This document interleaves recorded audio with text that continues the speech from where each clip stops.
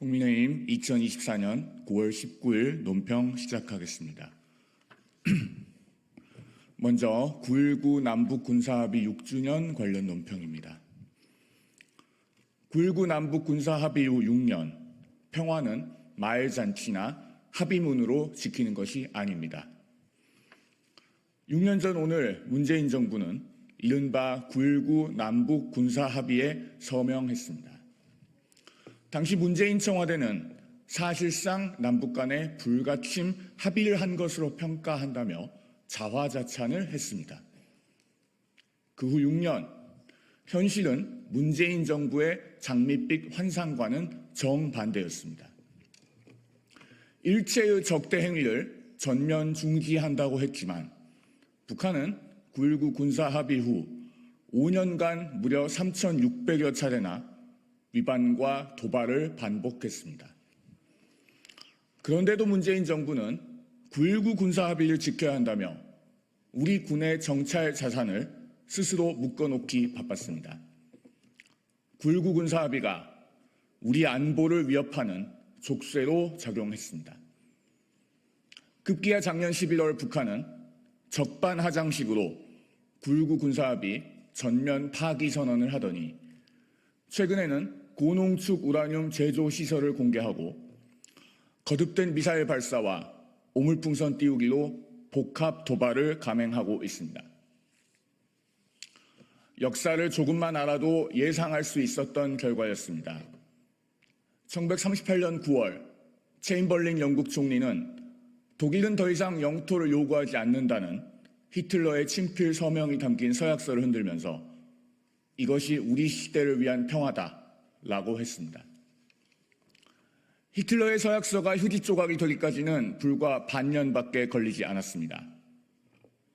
문재인 전 대통령은 9.19 군사합의 당시 남북관계에 관해 가장 중요한 결실은 군사 분야 합의라고 했습니다.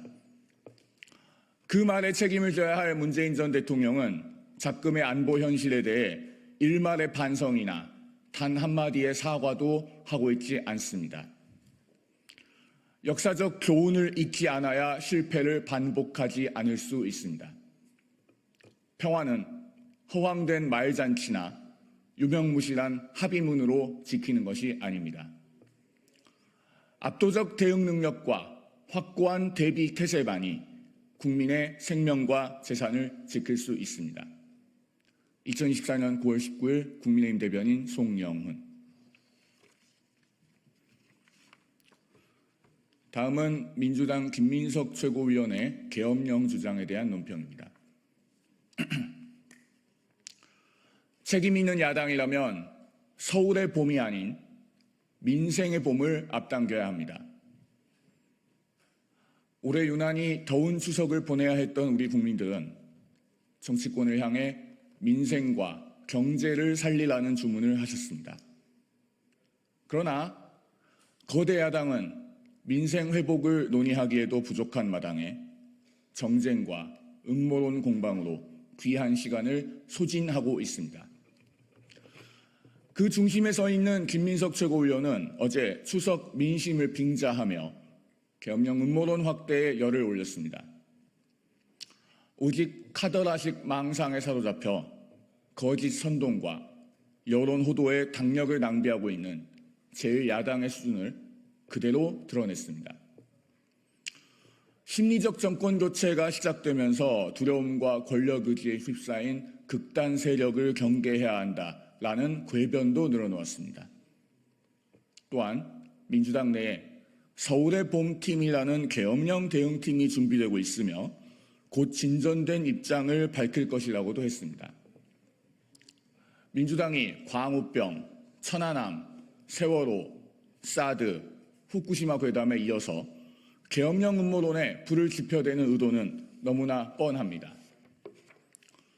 대통령 탄핵 구실로 삼아보려는 정략이자 이재명 대표의 사법 리스크를 희석시키려는 꼼수인 것입니다.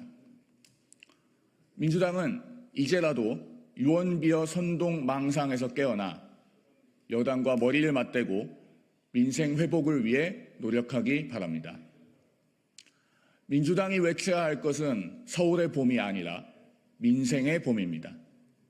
지금이라도 책임 있는 공당으로서의 역할을 다하기 바랍니다. 2024년 9월 19일 국민의힘 대변인 송영훈.